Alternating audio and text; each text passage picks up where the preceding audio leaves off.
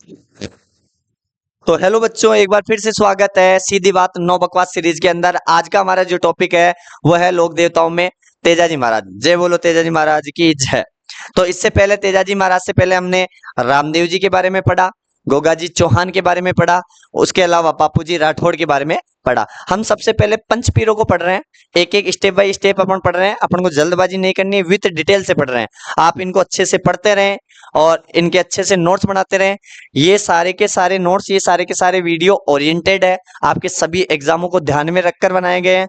और इन सब की पीडीएफ और इन सब के क्वेश्चंस वगैरह गणपत गुरुकुल फुलेरा के नाम से टेलीग्राम चैनल है, उसके अंदर मिल जाएंगे। आप हमारे इस टेलीग्राम चैनल को भी ज्वाइन कर सकते हो, इसमें आपको सारी पीडीएफ शॉर्ट नोट्स वगैरह प्रोवाइड करवा दिए जाएंगे। तो आज का हमारा जो टॉपिक है वो है वीर तेजाजी।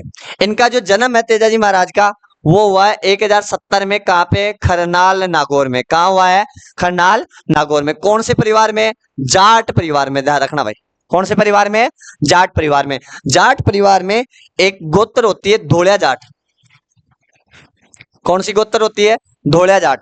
तो ये धोलिया जाट गोत्र के अंदर पैदा हुए। कहाँ पे हुए? खरनाल नागौर में, और 1070 के अंदर पैदा हुए। ठीक है। माता का नाम है राम कुंवरी। क्या नाम है? राम कुंवरी। पिता का नाम है ताहड़ जी या बक्सा राम जी। ताहड़ जी या बक्सा राम जी। अब आप मुझे कमेंट में बताइए कि बताओ रामदेव जी के जो पिता का नाम है वो क्या है? बापूजी राठौड़ के पिता का नाम क्या है? गोगाजी चौहान के पिता का नाम क्या है? इनकी माता का नाम क्या है? तो आप इससे पहले जो गोगाजी चौहान, रामदेव जी, बापूजी राठौड़, हम तीन लोक देवता जो पढ़ चुके, उनके माता और पिता का नाम क्या क्या है आप हमें कमेंट बॉक्स में जरूर बताएं। तो ताहड़ जी या बक्सा राम जी किनके लोक देवता है? वो किनके पिताजी है? वो है वीर तेजाजी के। आगे मैं बात करूं, इनकी पत्नी का नाम है पेमल। क्या नाम है? पेमल। रायचंद डागी की पुत्री थी, जो कहाँ की थी? पनेर अजमेर की। यानी कि मैं कह सकता हूं कि तेजाजी का जो ससुराल था वो कहाँ पे था? पनेर अजमेर के अंदर। कहाँ पे था? पनेर अजमेर में। और किनकी पुत्री थी? रायचंद डागी की। अगर मैं आपसे पूछूं कि बताओ केलम दे किसकी पत्नी है, और बताओ ये केलम दे किसकी पुत्री थी। फिर मैं आपसे पूछूं सुप्यार दे किस लोक देवता की पत्नी थी, और वो किनकी पुत्री थी, मतलब पत्नी पुत्री, आपको ये बताना कमेंट में। ठीक है। उसके बाद में तेजाजी की बहन का नाम है बुगरी माता। बहुत बहुत ज्यादा इंपॉर्टेंट, ध्यान रखना। तेजाजी के बारे में सब जानते हैं, तेजाजी महाराज को सब देखते हैं, लेकिन ये नहीं पता कि तेजाजी की जो धर्म बहन है, सॉरी, तेजाजी की जो बहन है उनका जो नाम है वो क्या है? बुगरी माता। इनका जो मंदिर है वो कहाँ पे है? वो है खरनाल नागौर में। कहाँ पे है? खरनाल नागौर में। तो ये भी ध्यान रखना, बुगनी माता का भी यही खरनाल नागौर में मंदिर है। अब मैं आपसे पूछूं कि बताओ रामदेव जी की बहन का नाम क्या है? फिर दूसरी बात कि रामदेव जी की धर्म बहन का नाम क्या है? ये दोनों आप मुझे कमेंट बॉक्स में जरूर बताना। ठीक है। इनका जो ससुराल है वो है पनेर अजमेर में। मैंने पहले बता दिया कि पत्नी का नाम पेमल और ये रायचंद डागी की पुत्री थी जो पनेर अजमेर की। तो ससुराल कहाँ हो गया? पनेर अजमेर। घोड़ी का नाम लीलन है, ध्यान रखना भाई। पूरा नाम है लीलन श्रृंगारे। क्या नाम है? लीलन श्रृंगारे, लेकिन सब इसे शॉर्ट नाम से पकारते हैं भाई, लीलन लीलन लेना। ठीक, तो ये लीलन ध्यान रखना। और एक और बात ध्यान रखना, इन्हीं के नाम पर तेजाजी महाराज की घोड़ी के नाम पर अपने राजस्थान में थार के रेगिस्तान में लीलन एक्सप्रेस चलती है, जो राजस्थान की सबसे बड़ी ट्रेनों में शुमार है। तो तेजाजी के नाम पर लीलन एक्सप्रेस भी चलाई जाती है। गोत्र अभी मैंने बताया था किस परिवार में? धोलिया जाट के अंदर। सिंदरिया अजमेर, यही तेजाजी को नाग देवता ने डसा था। कहाँ पे? सिंदरिया अजमेर। ये इंपॉर्टेंट है भाई। नाग देवता ने तेजाजी को कहाँ डसा था, उस जगह का नाम पूछ सकते हैं, वो कहाँ पे है? सिंदरिया अजमेर। डसा सिंदरिया अजमेर में था, जबकि इनकी मृत्यु हुई थी कहाँ पे? सुरसुरा अजमेर के अंदर। कहाँ पे हुई थी? सुरसुरा अजमेर में। तेजाजी के जो भोपे होते हैं उनके क्या कहा जाता है? उन्हें घोड़ला कहा जाता है। तेजाजी के भोपों को क्या कहा जाता है? घोड़ले कहा जाता है, ध्यान रखना ये बात। अब मैं आपको थोड़ी बहुत एक स्टोरी बता देता हूँ तेजाजी महाराज की, कि कैसे इनकी मृत्यु हुई, कैसे सांप ने डसा। ये माना जाता है कि जो तेजाजी महाराज थे ये किसान परिवार से बिलोंग करते हैं। भाई लोक देवता है, जाट परिवार में है, और अपनी राजस्थान में लगभग प्राचीन समय में एक ही काम हुआ करता था, वो होता था खेती का, और किसान वर्ग से सब बिलोंग करते थे। ये माना जाता है कि तेजाजी महाराज भी किसान परिवार से थे, और पहले सुबह और शाम की गर्मी को देखते हुए, मतलब दोपहर की गर्मी को देखते हुए, अधिकतम जो खेतों का काम होता था वो सुबह जल्दी और शाम को लेट तक किया जाता था, है ना। जैसे मैं कहूँ कि आज इस भरी धूप के अंदर खेत को जोतने की बात आए तो आज तो हमारे पास ट्रैक्टर वगैरह है, सब सुविधाएं हैं, तो हम तो जोत सकते हैं। लेकिन पहले ये सिस्टम नहीं हुआ करते थे। पहले खेत को जोतने के लिए या तो बैल काम में लिए जाते हैं या ऊंट काम में लिए जाते थे, है ना। और आपको पता है भरी धूप के अंदर बैलों के माध्यम से खेत को जोतना बहुत ही दूभर काम है। तो इसलिए ये माना जाता है कि तेजाजी वगैरह खेत जोतने के लिए, खेतों में काम करने के लिए सुबह जल्दी 4 बजे चले जाया करते थे। अब आपको पता है 4 बजे सुबह सुबह भूख तो लगती नहीं है, तो भूखे पेट ही बिना कुछ खाए पिए ही वो खेतों में चले जाते हैं। और पीछे से महिलाएं जो घर में होती थी, चाहे वो पत्नी हो, चाहे वो भाभी हो, चाहे वो मम्मी हो, कोई भी हो, पीछे से खाना लेके खेत में जाती थी। ये माना जाता है एक दिन तेजाजी महाराज सुबह जल्दी 4 बजे चले गए थे काम करने के लिए खेत में, और दिल्ली उनकी जो भाभी है वो भाभी 10-11 बजे तक खाना लेके आ जाया करती थी। एक दिन वो भाभी लेट हो गई और 11 बजे की बजाय उन्हें 2 बजे खाना मिला। ध्यान रखना ये बात, कितने बजे खाना मिला?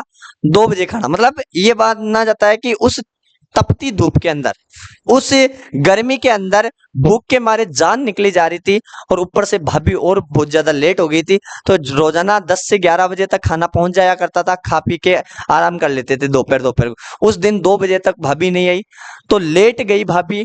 तो तेजाजी महाराज ने कहा कि 2 टाइम को टुकड़ो मिले, वो भी अगर टाइम पर ना मिले तो भाभी काई करबो, और वो भी मिले जो सूखो मिले ठंडो मिले, इको भी के मतलब। तो ये माना जाता है भाभी जी ने ये कह दिया कि इतने ही गर्म फलके अगर चाहिए तो जा और अपनी वाली से बना के खा ले। अपनी वाली का मतलब ये हुआ कि जा अपनी वाइफ को ले आ, अपनी बिन्नी को ले आ, और उनसे गर्म फलके बना के खा। ये माना जाता है ये तेजाजी को बात बहुत बुरी लग गई, और तेजाजी ने अपना टिफिन वगैरह बंद किया, टिफिन है ना, उसको बंद किया, और कि अब तो तभी खाना खाएंगे जब अपने वाली खिलाएगी, अपने वाली गर्म फलके बनाएगी तभी खाना खाएंगे। और ये माना जाता है तेजाजी महाराज क्रोधित होकर गुस्से में वहां से सज धज के निकल पड़ते हैं, घर जाते हैं, शेरवानी वगैरह पहनते हैं दूल्हे के वेश में। ये माना जाता है कि प्राचीन समय में प्रत्येक जाति में या जाट जाति में लगभग ये होता ही था कि छोटे छोटे उम्र में ही शादियां कर दी जाती थी, और तेजाजी की जो शादी है वो भी बचपन में हो गई थी। तेजाजी अब बहुत बड़े हो गए थे, उनको पता भी था भाई उनकी शादी बचपन में हो गई, लेकिन अभी तक उनकी वाइफ का आना जाना नहीं हुआ। ये माना जाता है प्राचीन समय में शादी जल्दी कर देते थे, जबकि जो वाइफ को लाने ले जाने का जो प्रोग्राम होता था वो होता था बड़े होने के बाद, जिसे अपन बोलते हैं मुकलावा। क्या बोलते हैं? मुकलावा, या इसे ही दूसरी भाषा में बोलते गोना। क्या करना? गोना करना। तो मुकलावा और गोना करने के बाद ही वो स्त्री कहाँ आती थी? ससुराल आती थी। ये माना जाता है तेजाजी पहली पहली बार ससुराल जा रहे थे तो दूल्हे का भेष धारण करते हैं, शेरवानी वगैरह पहनते हैं, हाथ में अपनी तलवार वगैरह लेते हैं, भाला वगैरह लेते हैं, और घोड़ी पर चल पड़ते हैं। घोड़ी का नाम क्या है? लेलन।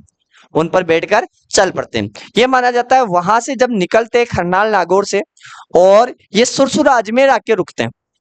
क्यों? क्योंकि सुरसुरा अजमेर में एक महिला है जिसका नाम है लाछा गुजरी, वो बीच रास्ते में रो रही थी। क्यों? क्योंकि लाछा गुजरी की गायों को मेर मीणा चुरा ले गए थे, मतलब चोरी करके ले गए।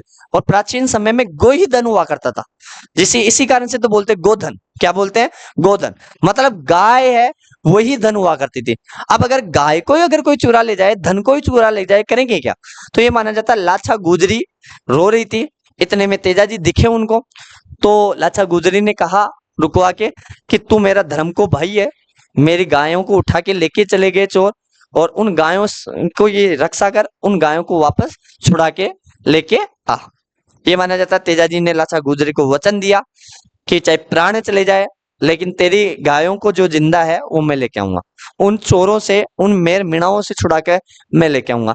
यह माना जाता है कि तेजाजी उन गायों को बचाने के लिए निकल पड़ते हैं। तो जब जा रहे होते हैं तो बीच में एक जगह आती है, कौन सी? वो आती है सिंदरिया। कौन सी? सिंदरिया। सिंदरिया में एक नाग देवता अग्नि में जल रहे थे, और ये दृश्य जब तेजाजी ने देखा, तो देखो तेजाजी नहीं, आपने राजस्थान में कोई भी व्यक्ति अगर किसी पशु पक्षी को, किसी को भी अगर दुख में देखेगा तो सब मदद करना चाहता है। तो तेजाजी ने देखा, और तेजाजी ने क्या किया? अपने भाले से उस सांप को बाहर निकाल दिया। इतने में वो नाग देवता प्रकट हुए। उन्होंने कहा कि आज मुझे मुक्ति मिलने वाली थी, आपके बीच में आ जाने की वजह से, आपके कारण आज हमें मुक्ति नहीं मिल पाई। इस कष्ट रूपी संसार से, इस पूरे के पूरे इस जग से, है ना, इस पापी संसार से मैं आज मुक्ति पाने वाला था, इस पापी शरीर से मैं मुक्ति पाने वाला था। आपने आज ये भी सपना पूरा नहीं होने दिया, अब मैं आपको इसकी सजा दूंगा। गलती तेजाजी ने की थी और गलती मान भी रहे थे। तेजाजी ने कहा कि गलती मेरे से हुई है और इस गलती का मैं जो भी आप सजा दोगे वो भुगतने के लिए भी तैयार हूं। बस मेरी एक शर्त है कि मैंने लाछा गुजरी को वचन दिया है कि मैं किसी भी हालत में आऊं लेकिन आपकी गायों को बचा के लाऊंगा। तो ये माना जाता है नाग देवता से कुछ समय उधार मांगा और गायों को बचाने के लिए निकल पड़ते हैं। ये माना जाता है गायों को बचाकर वापस लाछा गुजरी को सौंपकर अपना वचन निभाकर वापस अपने वचन को निभाने के लिए किसके पास आ गए? नाग देवता के पास आ गए। कहाँ आ गए? सिंदरिया अजमेर में। और सिंदरिया अजमेर में वापस नाग देवता के पास आए तो उनका पूरा शरीर छलनी था। क्यों? क्योंकि गायों को बचाने के लिए उन चोरों से युद्ध किया और युद्ध करने में इतने तीर लग गए थे कि पूरा का पूरा शरीर लहूलुहान हो गया था। तो पूरा शरीर पे कहीं पे भी ऐसा कोई जगह नहीं थी जिसपे घाव नहीं था, जिसपे खून नहीं था। नाग देवता ने कहा कि मैं तुझे डसूं क्या? मतलब मैं आपको करूंगा तो करूंगा क्या, मैं डसूंगा, और डसू तो डसू कहाँ? मतलब मैं आपको काटू तो काटू कहाँ पे? पूरा शरीर खून में लथपथ है, पूरे शरीर पर घाव है, तो फिर मैं कैसे डसूं आपको?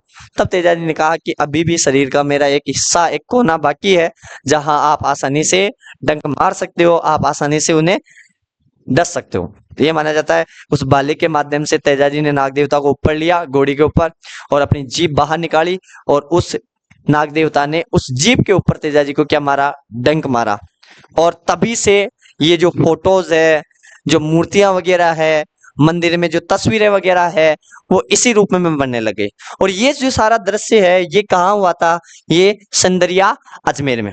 और ये माना जाता है कि लीलन घोड़ी उन्हें लेकर कहाँ आ गई थी? सुरसुरा अजमेर में। यानी कि नाग देवता ने डसा सिंदरिया अजमेर में था, जबकि तेजाजी की जो मृत्यु हुई थी वो कहाँ हुई थी? वो सुरसुरा अजमेर में हुई थी। इसका मतलब ये है कि चाहे प्राण चले जाए लेकिन आन बान और शान और इसके साथ साथ वचन ना जा पाए। यानी कि प्राणों से भी बढ़कर कोई चीज है तो वो है वचन। इसलिए अपने प्रॉमिस को, अपने वचन को अपने प्राणों से बढ़कर अहमियत दिया करो, है ना। अपनी आन बान शान को अपने खुद से बढ़कर माना करो। इज्जत अपने खुद से बढ़कर, इज्जत अपनी मान मर्यादा से बढ़कर। अगर आप इज्जत को ही गवा दे दोगे तो इस संसार में रहने का कोई हक नहीं। और आपके सामने उदाहरण है तेजाजी। ये माना जाता है उनकी मृत्यु हो जाती है सुरसुरा अजमेर के अंदर। फिर अगर आगे मैं बात करूं तो अगर मैं बात करूं कि तेजाजी को किन किन उपनामों से जाना जाता, तो इन्हें जाटों के कुल देवता कहा जाता है। क्या कहा जाता है? जाटों के कुल देवता। भाई हमारे जाटों के कुल देवता है लगभग राजस्थान में नहीं पूरे भारत में आप तो सारे जाट ही गर्व करते हैं कि उनके कुल देवता है वो है तेजाजी महाराज, जिन्होंने गायों की रक्षा के लिए, जिन्होंने नाग देवता को वचन निभाने के लिए अपने प्राण तक न्यौछावर कर दिए थे, जिन्होंने आन बान शान के लिए अपने प्राण तक न्यौछावर कर दिए थे। चाहते तो वो नाग देवता के पास नहीं जाते, प्रॉमिस तोड़ भी सकते थे, वादा तोड़ भी सकते थे, लेकिन उन्होंने ऐसा किया नहीं। तो जाटों के कुल देवता है। दूसरे काला और बाला के लोक देवता। क्या कहा जाता है? काला और बाला के लोक देवता। कृषि उपकारक लोक देवता। कृषि उपकारक लोक देवता। जब भी बरसात होती है, जब भी पहली पहली बार खेत में बीज बोया जाता है, तब तेजाजी महाराज का गीत बड़े शान से चलाते हैं। भाई जाट गोत्र में लगभग लगभग जब भी बिजाई होगी, जब भी बुआई होगी, जब भी हल चलेंगे, तब तेजाजी के गीत प्रत्येक गांव गांव, प्रत्येक ढाणी ढाणी, प्रत्येक खेत खेत में गूंजेंगे, है ना। जैसे एक गाना आता है, एक सॉन्ग आता है, बरस बरस मेरे इंद्र राजा, है ना।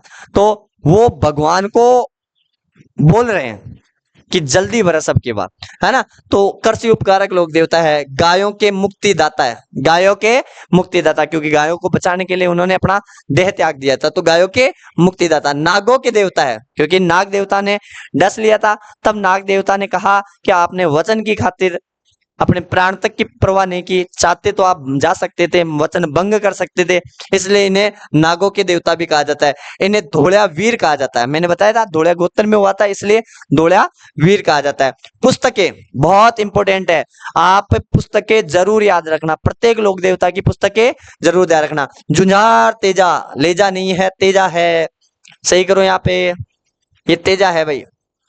जुंझार तेजा, जुंझार तेजा किसने लिखा? लच्छाराम मेहता ने लिखा। किसने लिखा? लच्छाराम मेहता। तेजाजीरा ब्यावला, तेजाजीरा ब्यावला किसने लिखा? बंशीधर शर्मा ने। ध्यान रखना भाई, किसने लिखा? बंशीधर शर्मा। हाँ, बात आती है घोड़ले की। मैंने कहा था कि तेजाजी के जो भोपे होते हैं, पुजारी होते हैं, उन्हें क्या कहा जाता है? घोड़ले।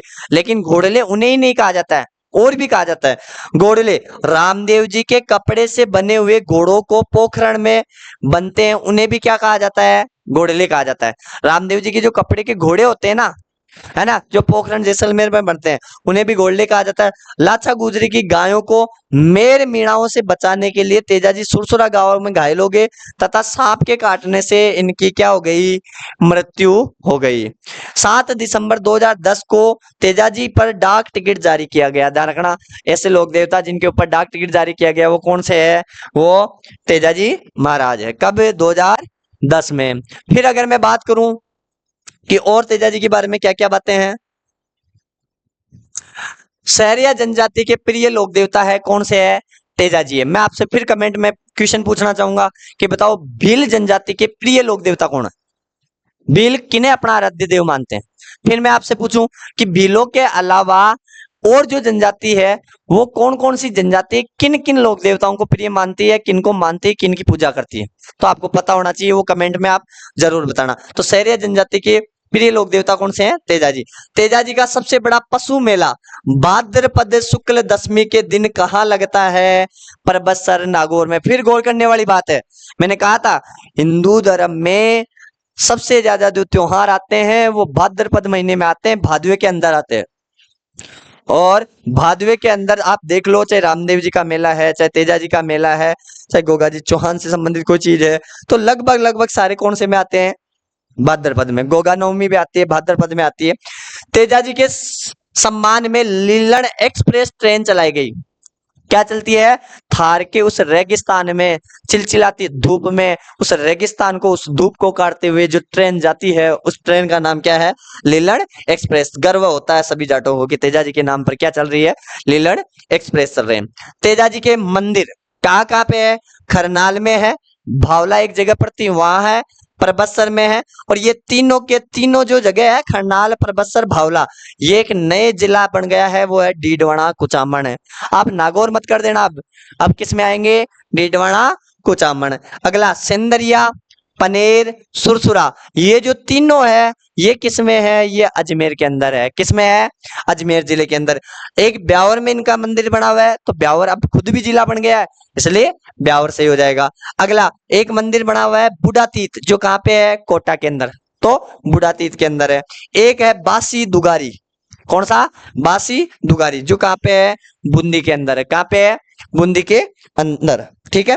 एक है सीताबाड़ी, सीताबाड़ी कहाँ है? बारा के अंदर। तो एक मंदिर है सीताबाड़ी बारा के अंदर, ठीक है।